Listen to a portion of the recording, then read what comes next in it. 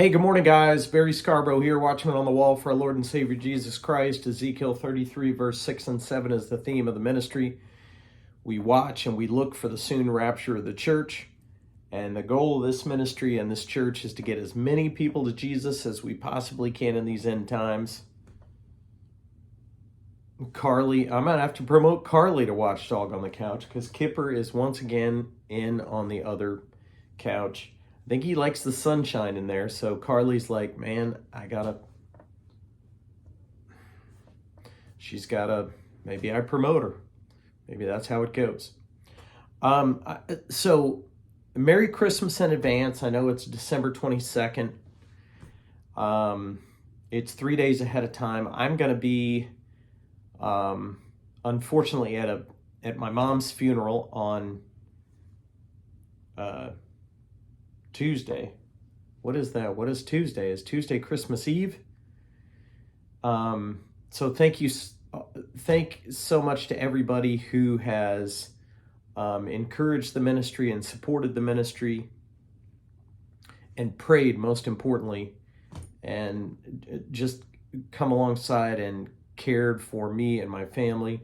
That has been awesome. I also lost my father-in-law on Sunday. I lost my mom on Thursday. It has been a rough week for the Scarboroughs, but as Paul says, we are pressed on every side, but yet we remain victorious, and we are victorious in Christ. In this life you will have trouble and sorrow, right? But we are victorious in Christ.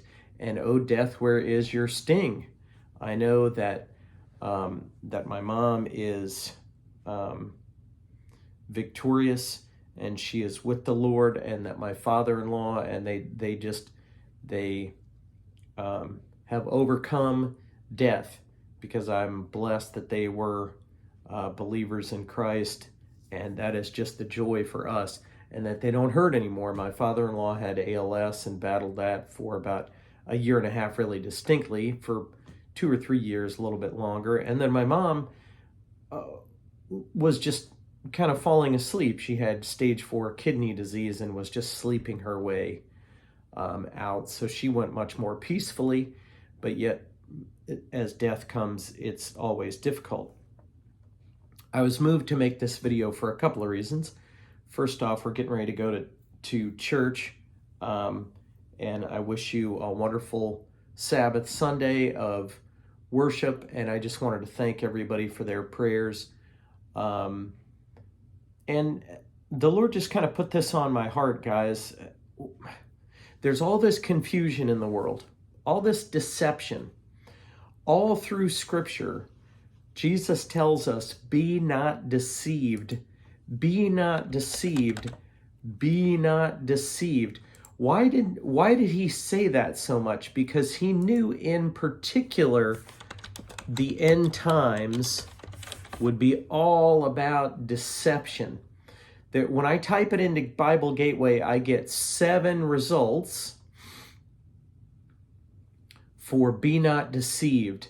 Genesis 29:25, Deuteronomy 11:16, and then 5 in the New Testament, 1 Corinthians 6:9, 1 Corinthians 15:33, Galatians 6:7, 1 Timothy 2:14, and James 1:16. And I know that that's just after a quick search, but there's a lot of references to not being deceived. If I just put deceived into Scripture, I'm sure I get a lot. I'm sure I get a lot more. I get 25 references, but there's a lot of references in prophetic Scripture to not being deceived in the end times. The things that will happen upcoming are very deceiving. The great delusion that is referred to in the book of Thessalonians. And the Lord just really put this on my heart as I was meditating on Dr. McGee this morning.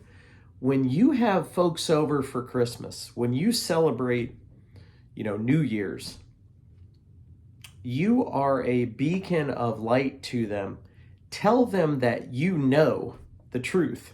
First, what is the truth? And I've seen a number of these comments, and I'm very thankful for them, not necessarily just on my channel, but in a lot of channels. What is your rock? What is the cornerstone? Jesus is the way, the truth, and the life. He is the only truth. So everything else around you is shifting and crazy and unknown. What is the one known? Remember, the CEO of NPR said recently, truth was a distraction. No, it's not. No, it's not. That means that Christ was a distraction. No. The truth that you anchor on, remember, Christ is the cornerstone.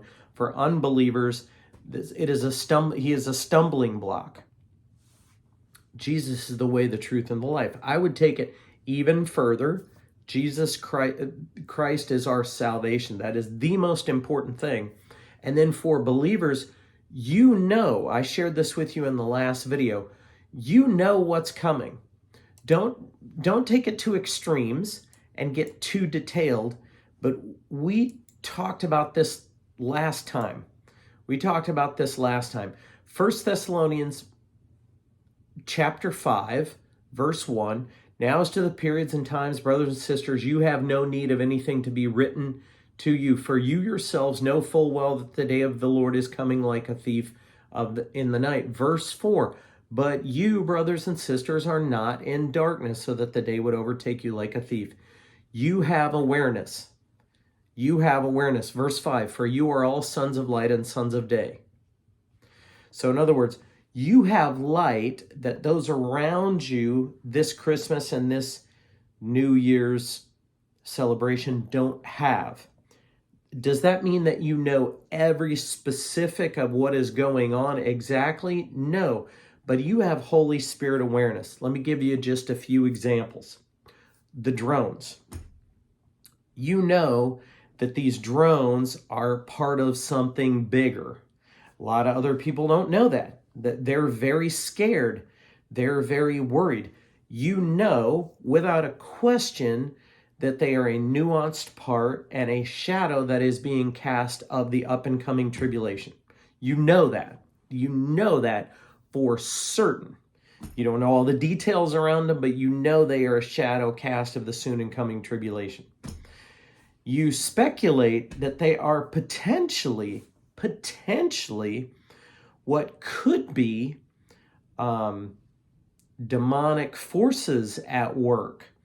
Could be, other countries trying to distract or dismantle the Revelation 18 Babylon that has become the United States. Share these things with other people. I know it's difficult because you're like, wait a minute, could I share with somebody that I know that we're in the end times for certain? I know that the tribulation is near for certain, and that these drones could be of demonic nature, and they could be vengeful against the United States? Absolutely, because you are a son of light and son of the day. 1 Thessalonians 5, you are all sons of light and sons of the day. Where would this get off the rails? Is if you say things like, I know, and I'm 100% sure, but the Lord has given you a light that others don't have. They're very worried. They're very concerned. They don't know. They're not sure what's going on. We know we are at the end of all things, and you are given light that others aren't given. Don't take it to the extreme of, I know for certain on this date that this is going to happen. Anchor on the truth that Jesus is the Christ, the way, the truth, the life, the cornerstone. Come to him so that you can have the Holy Spirit, and the Holy Spirit can lead you. What does the Bible say? The Holy Spirit leads you into all truth. Into all truth. Okay? And then share with them, guys, with the up and coming tribulation, reference verses with them in 1 Thessalonians 4 and 5. Share ministries like mine and Tyler and Chooch and others. We're clearly nearing the rapture of the church, referenced in 1 Corinthians chapter 15, okay, and 1 Thessalonians and 2 Thessalonians, where the church of Christ is snatched up. And as a result, you have light to share with others. You are not in darkness about these drones. You have an understanding, or about all these wars and rumors of wars, about you hear this Google Willow chip that could be giving us awareness or an understanding of alternate dimensions and all. These things don't scare you, because you know that the veil is thinning and we are nearing the tribulation. Again, you don't have to go into all the details with complete specifics and certainty, because you don't have it. I don't have it. Why? Because the Bible says we see through a mirror dimly. We see through a mirror dimly. 1 Corinthians 13:12. For now we see in a mirror dimly, but then face to face. Now I know in part. We know in part, but then I will know fully, just as I also have been fully known. So the Lord is giving us, feeding us through the Holy Spirit, because we are sons of light and sons and daughters of the day. So, but bring that to others. Now, I'm not saying sell the gospel as like, hey guys, I know what's going on. If you come with me, I'll tell you what's going on. But it's very reassuring to people that you know. Tell people you know. One of the reasons you know about these drones, you know in 3 or 4 different ways what these drones are likely to be. And use the words likely. Don't say you know 100%, because we don't. Why? For now we see in a mirror dimly, but you know what they are likely to be. They are likely to either be demonic in nature, maybe a little bit of both, and an adversary of some type that is soon to strike. Could they be our own coming after us in some way, some type of nefarious, I've heard, blacks.